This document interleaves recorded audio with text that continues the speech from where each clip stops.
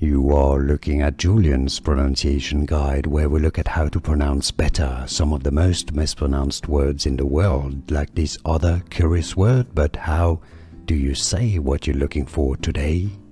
Let's learn how to pronounce this word in French. From French. In French, the meaning is in love, somebody who is in love. We do have a dedicated adjective for this in French, which is not the case in English. In English you say he's in love, or she's in love, or I'm in love. In French that's the adjective. It comes from the word amour, meaning love, and that's the adjective amoureux. Amoureux. The X is silent at the end, so this is the masculine version. If you want to learn the feminine, I've got a video for you coming up.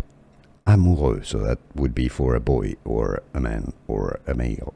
Amoureux. Amoureux, you could say in English. Here are more videos on how to pronounce more confusing words and names too many mispronounced. Like this video if you found it useful. I appreciate your support. I'll see you soon, and thanks for watching.